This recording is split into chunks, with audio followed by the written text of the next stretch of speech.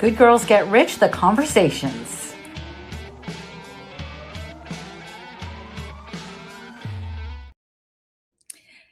Hello, everyone. I'm Karen Yankovich, and I'm here live today. If you are watching us live on LinkedIn, we are here. I am here every week on every Wednesday at noon Eastern with the live version of our show, of our Good Girls Get Rich podcast.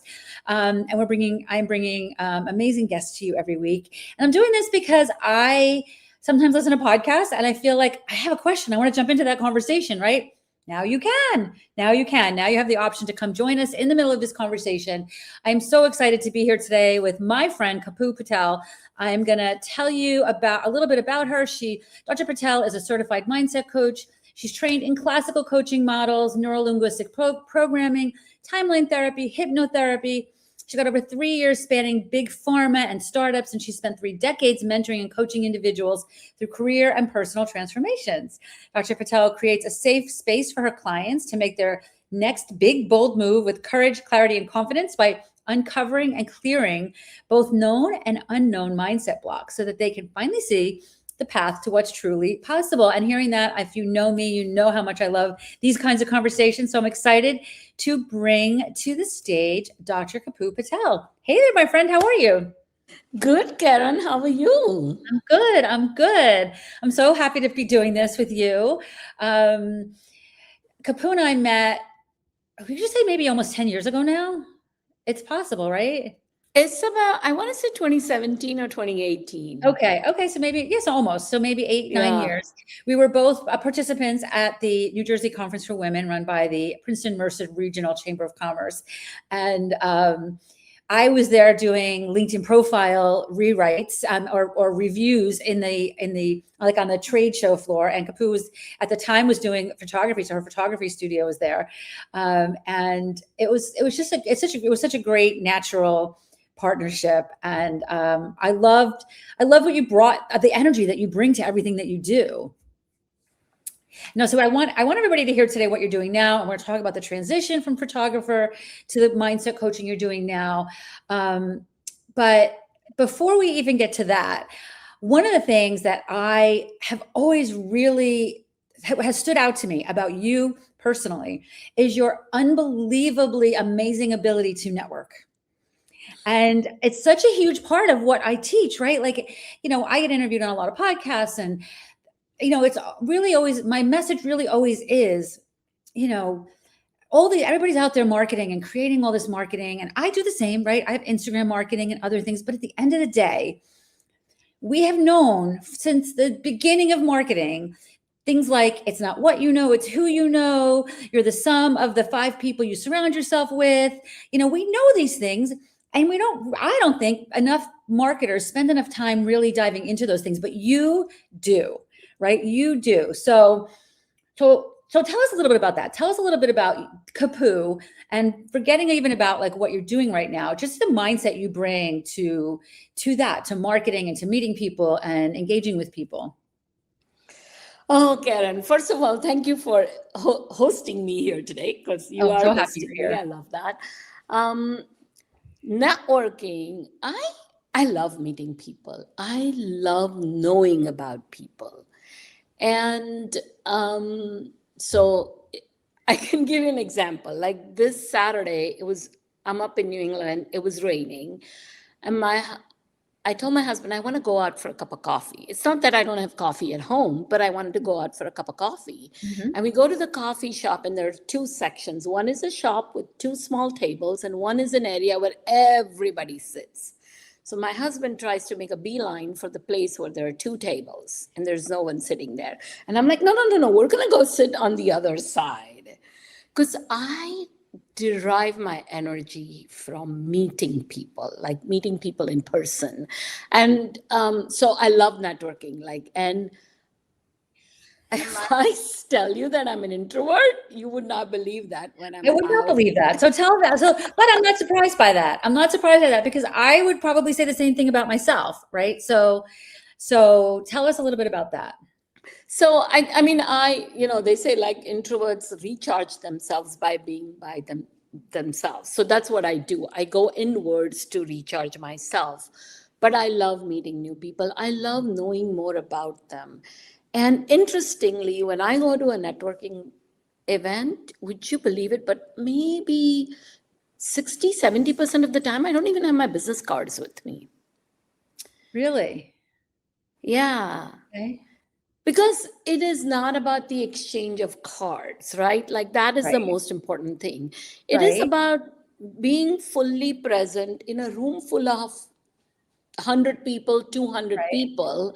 How are you going to make a connection with that person right in front of you if all you're worried about is, am I going to pull out my card and I'm going to take their card and, put that back in?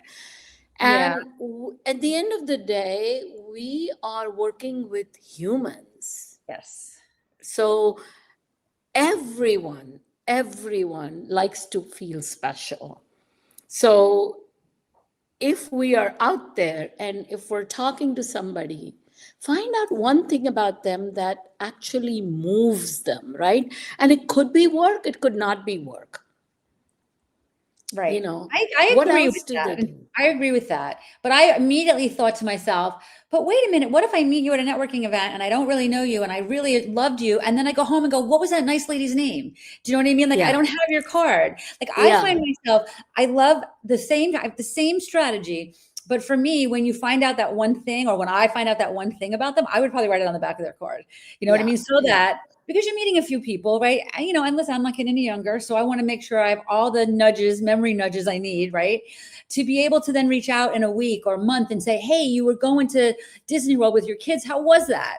Right? yeah. Like, and I like to have the business card to do that. So I So hear I have a you. trick for that too. Okay, I'm listening.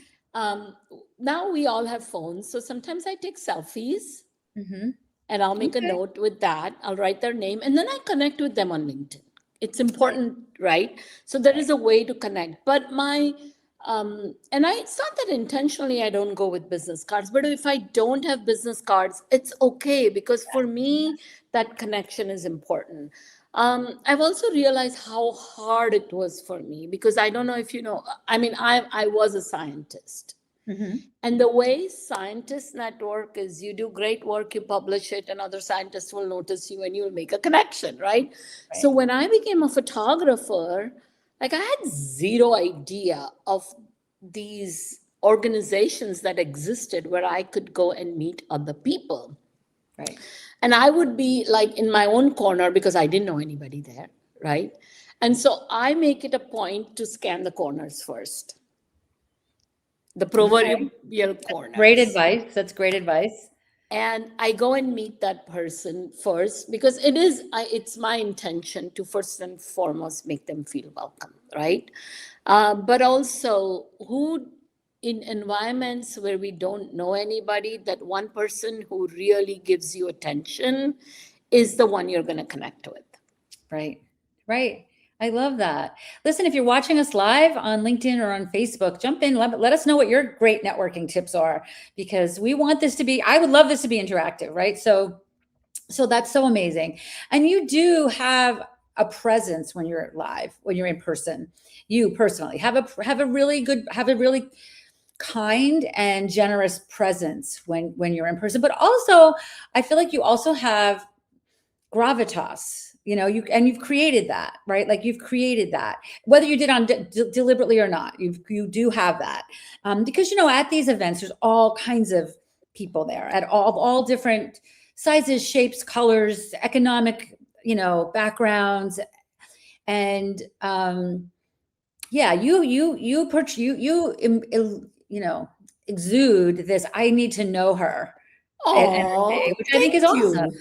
And I think that serves you well. And I think that it's something we can be paying more attention to. So I feel like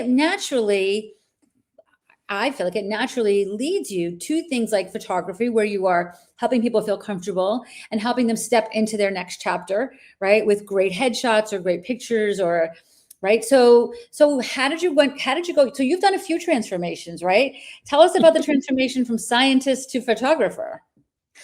So I think my long spanning career in science, and by the way, I still work in pharma. Uh, I work with a startup, so And I enjoy that. It's like the two sides of my brain are Mhm. nicely balanced when I do that.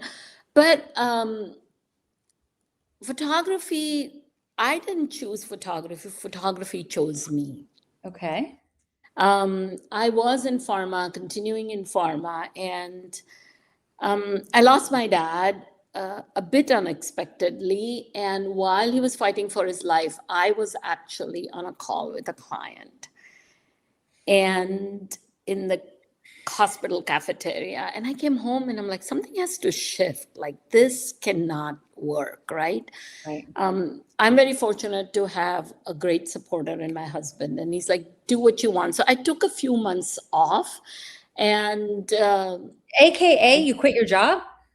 yes, I actually closed Okay. everything. Okay. And Wow. because what my job at the time involved, and right now I do still work in pharma, but I'm very fortunate that I have the flexibility to do other things.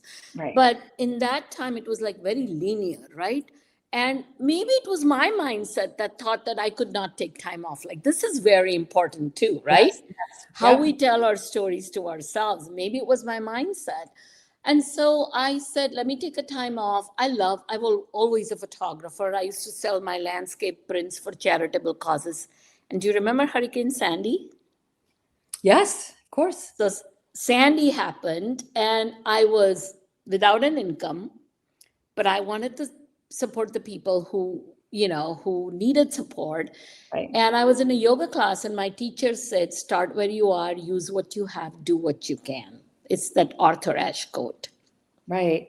And for those of you listening that don't remember Hurricane Sandy devastated New Jersey. Like, I am currently, if you're watching this on video, I'm currently at my beach house at the Jersey Shore. The Jersey Shore has never recovered from Hurricane Sandy. The beaches have not Yeah. recovered, and it's 10, 15 years later. It was devastating. So many people lost Devastating. everything. Houses were swept out to sea. It was crazy. So I love that you approached it from a, how can I help standpoint. Yeah. And so I said, I will offer family photography because, no one had walls to put those landscapes, right? But we were all coming together as units of families. So Mhm. 5 charities, you could donate in the multiples of 50, 500, or $5,000. And I'd do family portraits. And up until then, I'm like, I hate photographing people. I don't like, remember that introvert part?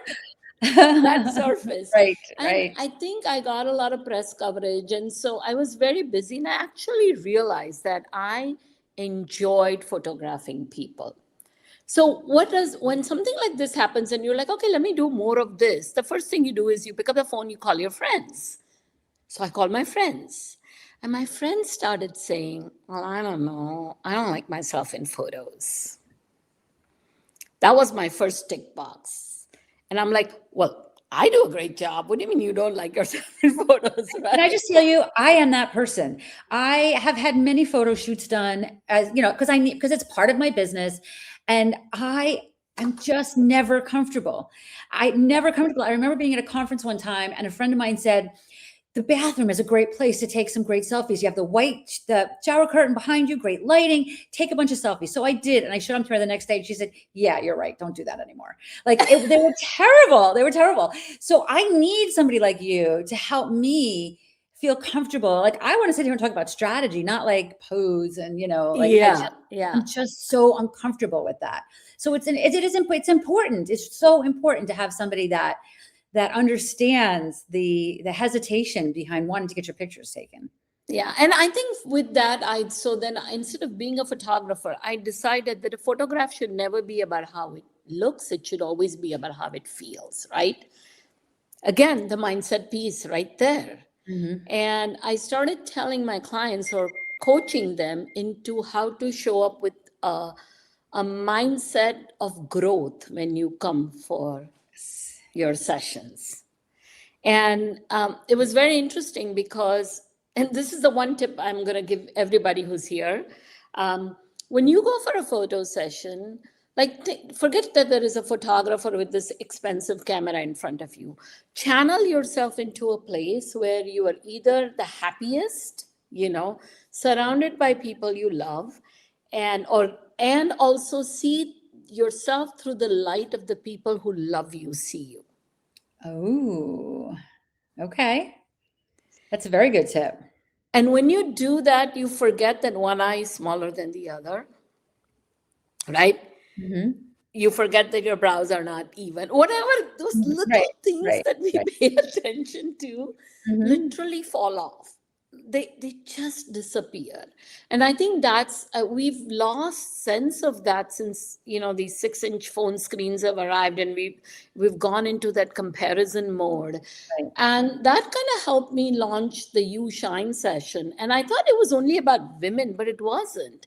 Men have the same insecurities, because we've been told what it ought to look like Hmm. instead of knowing what it feels like. Two Okay. different things. Yes, yes, yes. That's amazing. So I remember a couple of years ago, while you were still focusing on photography, as far as I knew, anyway, um, you started a community. And I remember I was watching your community. It was a Facebook community, and I was watching the community. I'm like, what's she doing? You know what I mean? But I'm like, all right. And it felt to me like it was just your give to this community, right? So where did that come from? How did that start to develop? I think it still goes back to, maybe I might have started it around COVID, right? Okay, that's We probably were true. not meeting people Yeah. in person.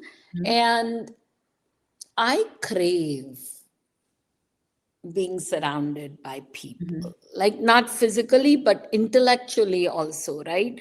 Because we all have the same joys, we all have the same problems. Women of certain age, we're all going through menopause. We have the same complaints in the house. Right. So Which the affects idea all of the other that, things we're doing, yeah. like you mentioned when you lost your dad, many of us are in similar situations, and it impacts us in so many ways, not just, that moment in time, right? So yeah, yeah. And the idea was like Facebook was at the time still one of those places where people could see what was out there. Right now, Mhm. it's a bit different with algorithms. And I had started a community for just people to come in, share about themselves. The overarching message at the time was still about, being and I say being truly heartfully grateful for this body that you wake up with, right? And Mhm. um, self love and all that. Yeah, we talk about all those things. It's harder to get to. But if every day you remember that, yeah, I look good. Like, even if somebody posted that, that Right. would lift few other women up. So that was the intention. Yeah. Right, right, right. And I do think too that when you create a space like that, it gives us a space where, so you talked about, aligned values, right? And how do I say this in a way that makes sense? It's not that there's misaligned values. Like, I'll use myself as an example. I am pretty much the only entrepreneur in my family. So it's not like my family and I have misaligned values, but they don't really understand the issues that I have in my business, the way my entrepreneur community understands it.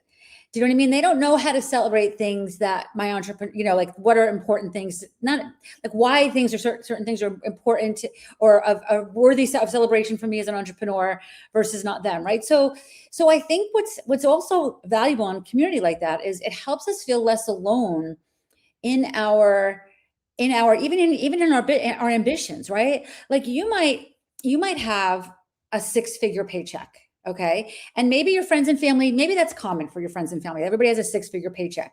But as an entrepreneur, in order to have a six-figure paycheck, I need to have a $250,000 business, right? So but they don't get that.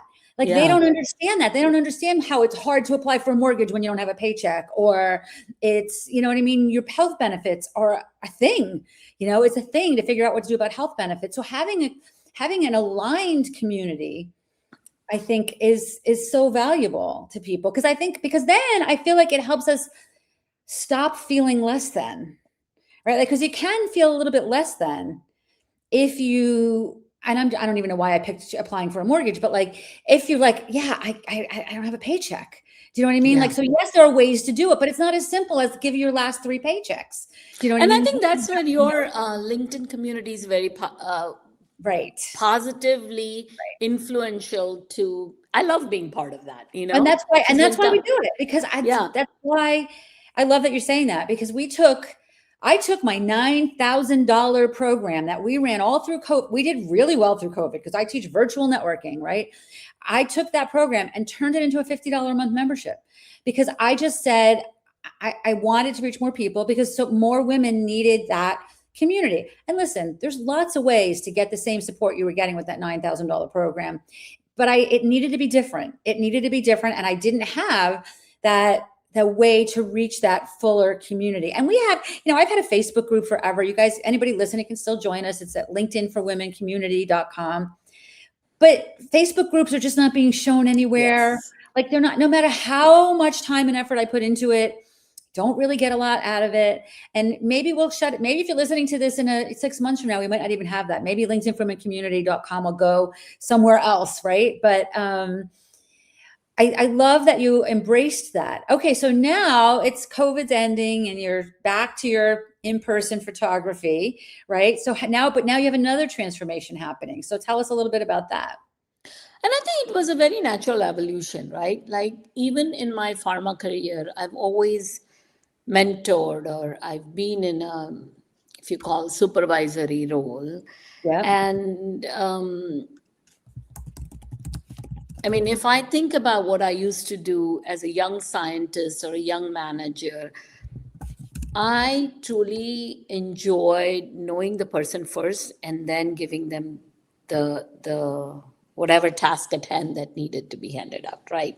Because looking at people's strengths, like, really makes me excited about it, you know. And so it was a very natural transition. But in particular, I would have women who came to me who would come for their branding shoots. And look, it wasn't a cheap price to pay for a photography session with me. Let me get that straight, right? So But they've it can't be. invested the If time, you want they've to, be invested the able to money. deliver at the level you want to deliver, you Yeah. can't do that, right? Yeah. And so they've invested the time, they've invested the money in it. They know that there is value in it. They showed up there. And there were still some blocks that was preventing them from embracing it fully. And I'm not saying everybody did not embrace it. Like, there were many women who did embrace it fully. But as they sat in the hair and makeup chair when the artist was working on them, I would have a conversation with them. And they would continue to talk about their bigger dreams and bolder moves that were always layered with, well, I can't really do that, because of blah, blah, blah, blah, blah, right? That's their conscious mind talking. Right. But unconsciously, it could not be that same reason. Right. And that's when this whole mindset coaching piece came along. And then, as always, I'm like, okay, if I'm going to do this, I want to make sure that I'm going to a program that is not like overnight or over the weekend, 60 hours here, you are a coach kind of thing, which is what happens pretty much a lot nowadays. But so I chose a program by Mindset Coach Academy because to me, they offered not only that I could be an ICF certified coach, which is what I did. So you have the typical coaching modalities and look at all the models and look at what your objective is, what your goals are, whether you have the right resources, what is the action, all that piece is there. But now you layer mindset on top of it. So you have neuroscience based modalities that you use, neuro-linguistic programming, timeline therapy, even hypnotherapy. I had a gentleman that not many men come to work with me, but sometimes they do, and I help them quit smoking, So all those things. And it wasn't that he wants to quit smoking for health, but it was some bigger reason underneath there that was making him pick up that cigarette day after day after day, right? So it was a very, very natural transition. And look, like you said, you wanted to touch more women. Mm-hmm. When I was doing it through the medium of photography, I had to be physically present in front of them. Right. Now, And I said this out loud once, so I'm going to say it out loud again. I'm I listening. want to touch 10,000 women in 2 years. Like, Oh, that's the wildest goal. that's awesome. And that's you, sir. That's so doable for you. I mean, Yeah. you're going to touch right now, you're touching how many, thousands of women. Just this conversation has the opportunity to reach 10,000 women. Well, Yeah. I don't think 10,000, I don't know if 10,000 women will reach out to you, right? But this conversation is reaching those women. So I actually think 10,000 isn't a big enough number because it Ooh. depends on how you perceive it, right? Yeah. And because if you're perceiving, listen, if you want to work with 10,000 women and have them invest in something of yours, that's one thing. But you are reaching 10,000 women just by doing things like this, right? So you can increase that to 100,000 or, 500,000 or something, and can do that with these kinds of conversations. And that's that ripple effect that helps all of us. Yeah, and so true, right? So sometimes somebody recently asked me, is like, what would you want? I said, if these conversations can shed a light on one woman's movement towards her big bold move, maybe Yep. she'll go tell 5 of her friends that Yes. it's good to look at what is below the consciousness, Mhm. right, in the subconscious Yeah. arena, and then Mhm. move forward. So it is the ripple effect. And that's what we're all here for. Like, we Right. forget it's not one to one like this. And Right. I think so, coaching, definitely, because it's a medium that's virtual. You could work with anybody across the world, right? And Mhm. and I, in particular, look, I am a scientist. Our brains work differently. Uh, our beliefs work differently, our baggages are different, they're carried differently, Mhm. their weight is different. I'm South Asian, right? I'm an Mhm. immigrant. So um, all of those things I could Right. work with, Right. I could. And also, and this isn't something we've talked about. So if I'm wrong about this, please let me know. But I also have watched you like your life's transitioned a lot over these last 10 years, right? You're not physically in New Jersey all the time anymore. So No. now if you're going to continue to run your photography business, you're either doing it part-time or you have to create multiple locations worth of clients and marketing and things like that. So I truly believe as our lives change, we can, and that's the beautiful part about being an entrepreneur, right? We can adjust the businesses we run to suit our lives. And that's the first thing we should think about when we're planning our next 12 months is, what do we want our life to look like in the next 12 months? And then how can our business support that? Not the other way around, And and I we see a lot of can my do clients. that. Yeah, Yeah. no, sorry, I didn't mean No, to. please. But I see my clients, sometimes they will come up to me and go, well, I want a 5 year plan. In fact, I have an example. 5 year plan, I want to build my practice to such and such so that I can retire. And this didn't happen in one session. Like, we went deeper and deeper and deeper and deeper into it. I got to keep my ears open. And one fine day she says, Kapu, I just want to sit in my garden and like watch the flowers and read a book. Well, what's preventing you from doing that right now? Right. Take Right. 10 minutes out. Right. 10 minutes. All right. Well, this is getting into the juicy stuff that I really want to get into. And I don't want this to go on for another half hour. So let's jump in. I love that you're saying that, because there are days that I think to myself, if today is going to be my perfect day, what would I be doing right now? And sometimes it's like, well, you'd be starting your day off with yoga. Or like, all right, Karen, then turn on your TV and find a yoga video and start your day off with yoga, right? Like, we can do this. So I am like, it's not, I'm the perfect example of this as well, because there are times that I think, well, I really, when the day comes that I'm this and I'm this and that, and most of that sorry guys, most of that I am actually I'm new to a MacBook. So all these things that pop up, like when your phone rings, is new to me. I got to figure out how to undo that while I'm doing things like this. We're All going right. to have a coffee to fix your Yeah. MacBook when I'm in Jersey. We're gonna have to do that. Anyway, I have my phone all turned off, but I'm like, oh, I don't know how to turn this off on my MacBook. Anyway, and I'm not in my office. If you can see this in person, I'm at my house at the beach, which is also a part of my, my dream life would be to spend more time here, right? And the only reason I don't is because I have kids and grandkids and other places. So I'm jumping around doing things. I want to see their softball games and their, all that stuff. But again, I get to do those things, right? I get to do those things because I've created a business that supports that life that I want. That being said, there's always more. And I want to talk about the topic of of mindset. Like I love that you picked mindset coach, because I think for you, it's such a natural progression because it brings in the science.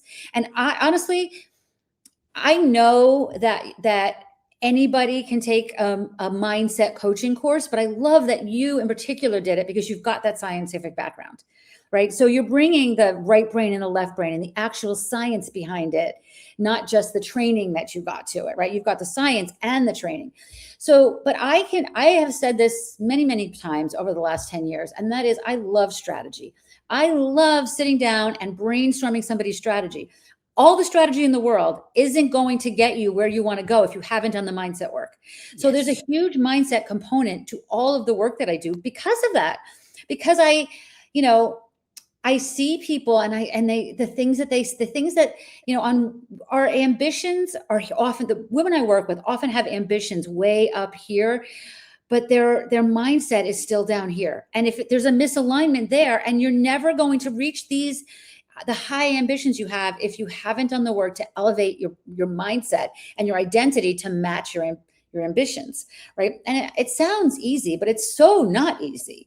And I also believe it's a never-ending process because you are, there's always going to be some new level that you're not comfortable with, or that you've never experienced before, and now you have to do that work again. And so I think that, for me anyway, embracing identity work is such a huge part of my identity, of constantly finding ways to kind of challenge myself around that.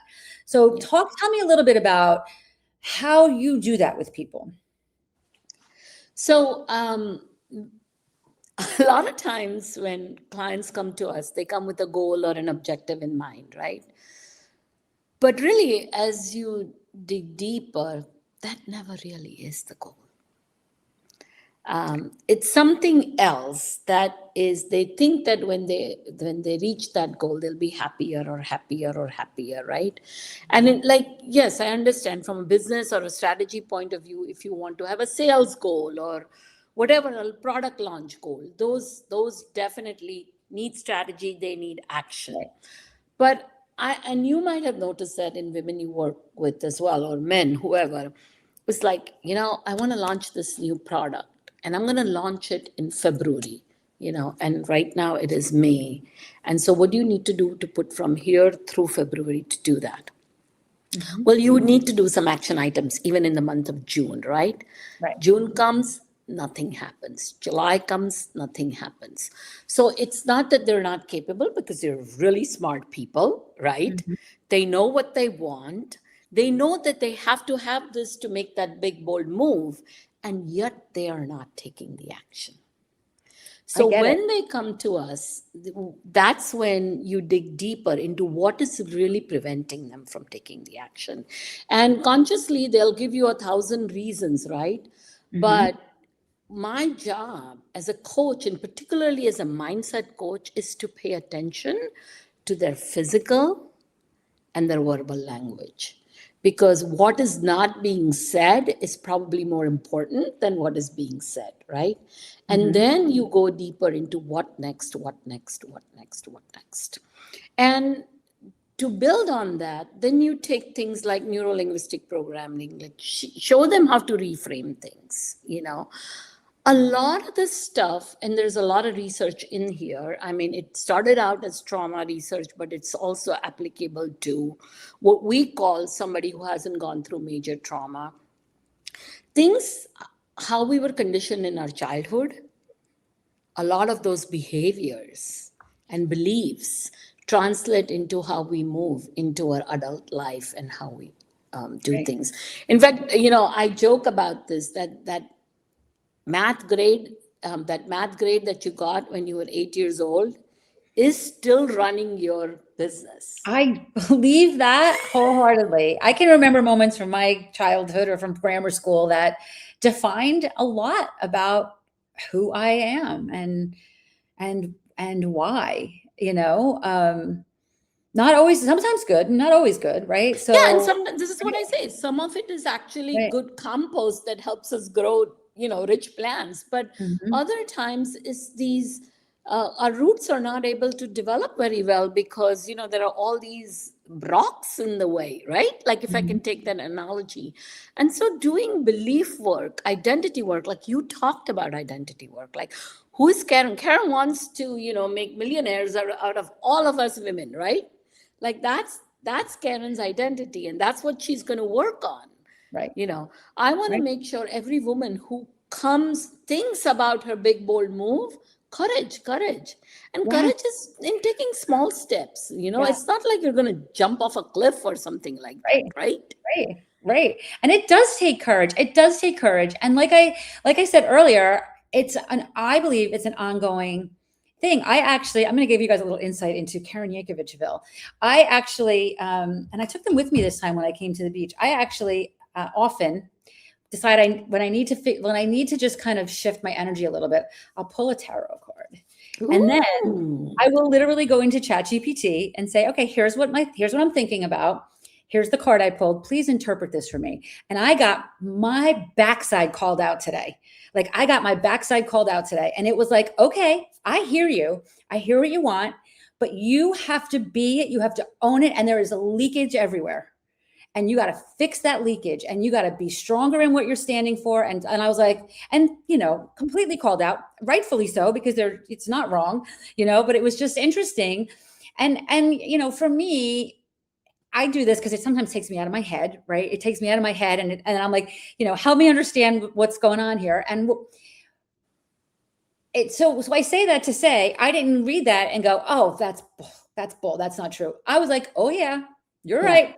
You're right. And leakage was a great way to describe it because I know how completely convinced I am of what I do and my belief behind all of it. But I also know that sometimes like this morning I was outside gardening when I had things I should have been doing to help achieve that goal. Now, I love that I can garden in the middle of the day. But sometimes you got to put the plants down and get to work, right? So that you can stay on that schedule so that you can launch by the fall, right? Like that you Yeah. mentioned earlier, right? Yeah. Yeah. So it is an ongoing thing. Yeah. And people like you, I remember the first time I had a mindset coach. I remember it. And she used to say to me, when you get behind, you need to go to the beach. I was like, what? She's like, no, like that, just get in the car. And I lived closer to the beach at the time. I have this house, but I don't live here full time. But I was living closer to the beach full time at the time. And she's like, just get in your car and go to the beach when you're like, I don't know what to do next. And I'm like, I have 50 things on my to-do list. She's like, stop them all and go to the beach. And I have so much proof that works, right? That is Yeah. important to me to sometimes, stop my brain and listen and focus and then regroup and then step back into that identity that I want to be at. And I also remember somebody saying to me one time, and again, this is identity. This is how I see identity work and mindset work. I remember there was a time that it was right. It was kind of like the tail end of COVID, where everybody's together, and my business was doing really well. We did really well during COVID, virtual networking, right? But then in one instant, two of my kids called and asked me to babysit.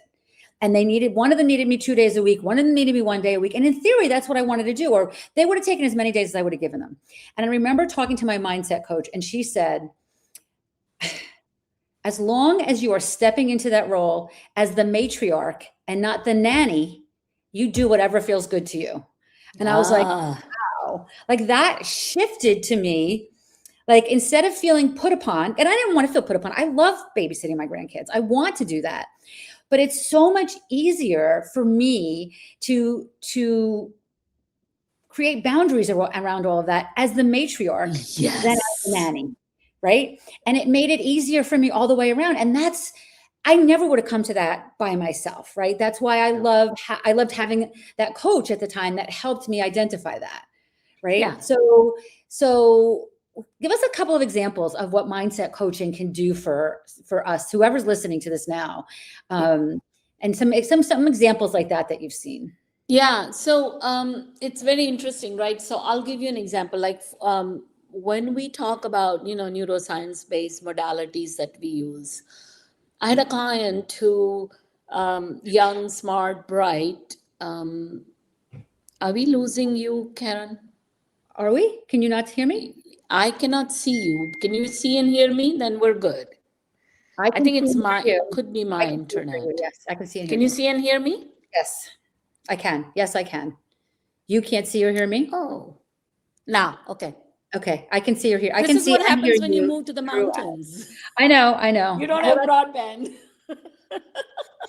I can see and hear you just fine, so I'm not That's worried good. about it. So, she's bright, young, smart woman, and she would say, she has these brilliant ideas, but she can't sit in front of a conference room and speak up because she feels like, what if they challenge me? What if it's not really that bright, that good an idea, And then she's like, oh, and some young guy would say it, and then they would give him all the attention, but in the end, that idea would fail, and she knew hers was better, but she couldn't speak up.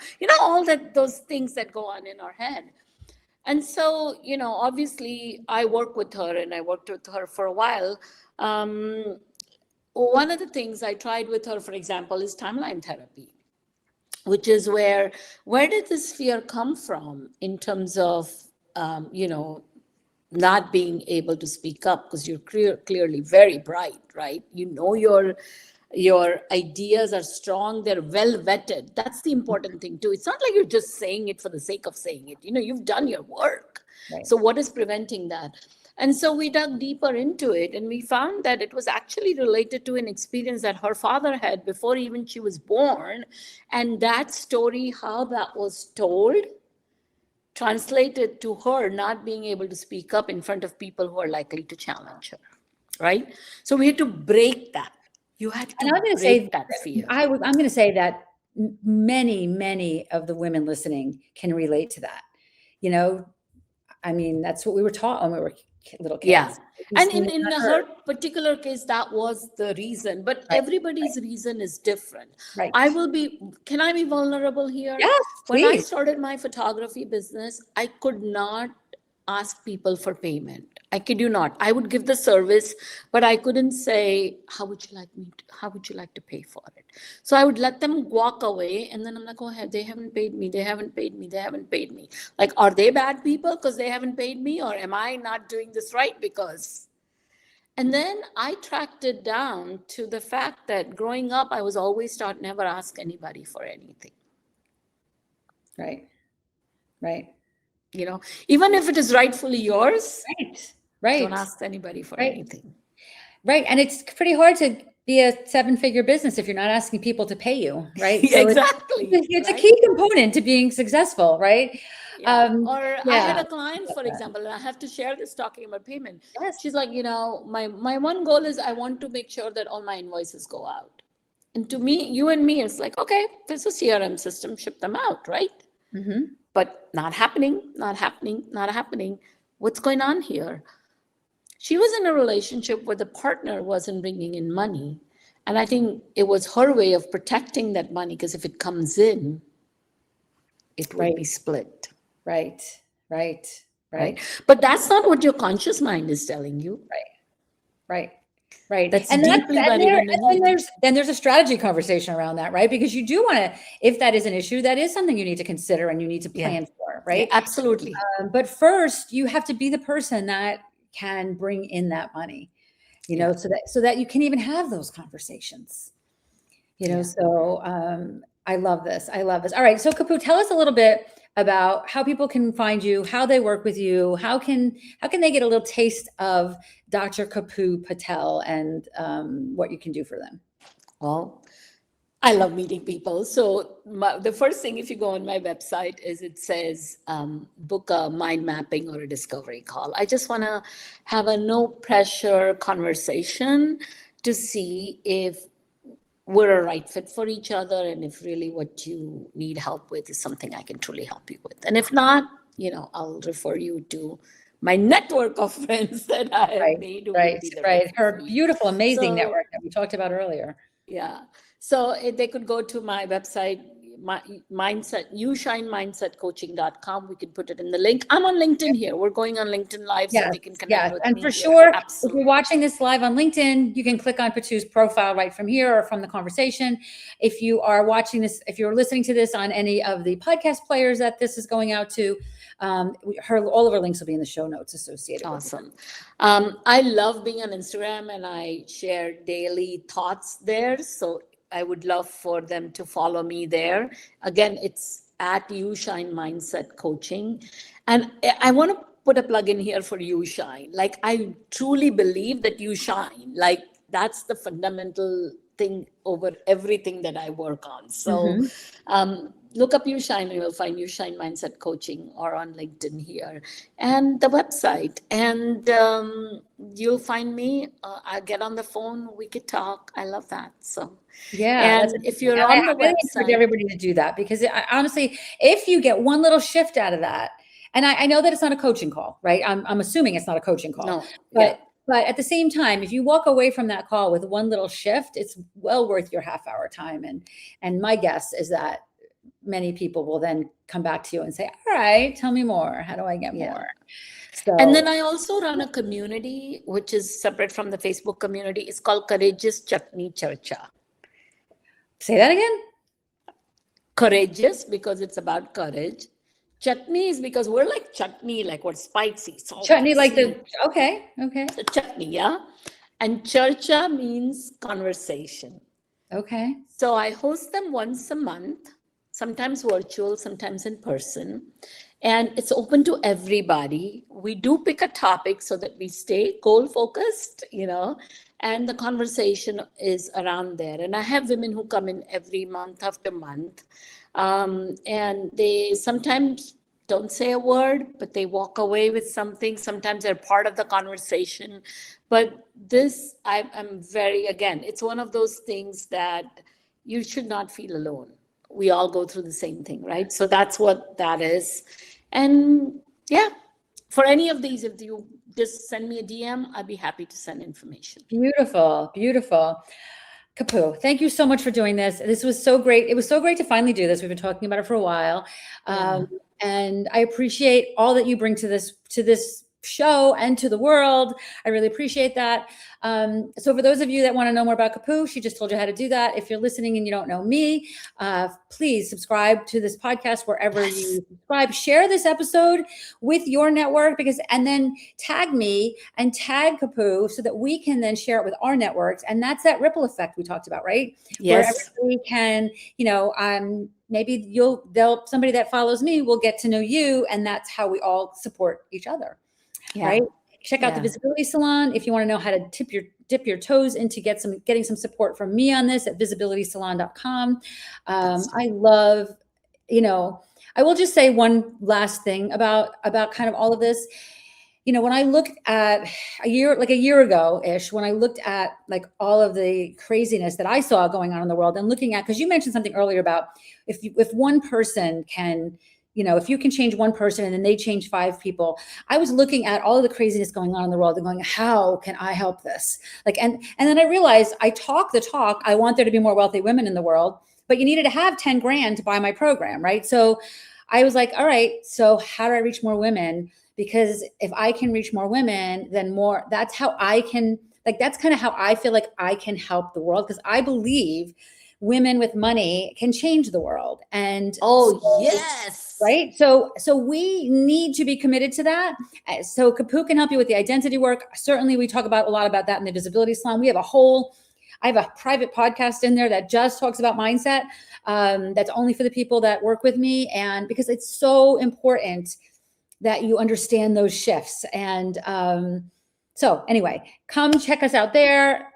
If you're watching us live, or if you're not watching us live and you want to come join me live for another episode of the Good Girls Get Rich, the Conversations, every Wednesday at noon Eastern, I am live on LinkedIn with a new guest, and I'm excited to be doing this. It's kind of new to us, this whole live platform way of doing this. So we'll see. I really want there to be engagement. So we didn't get a lot of that today, but we did have a lot of people live. I can see the numbers, but I want you to jump into the conversation. That's why we're doing this here like this for you. So come join us. Kapu, maybe I'll see you somewhere in the streets of New Jersey in the next couple of months. And we'll, I really appreciate you sharing your brilliance with everybody here. Thank you for hosting me. And I absolutely love this unscripted live versions. Yep. Talk about authenticity, right? Yep. And we are not editing this. So I don't know, maybe we'll edit out the "can you hear me" piece, but I don't think so. I think this is all going out. So that's also part of experience. Right, exactly. So with that note, we also don't want to waste people's time. So we're going to wrap this, and I'll see you back here next week. Thanks again. Bye.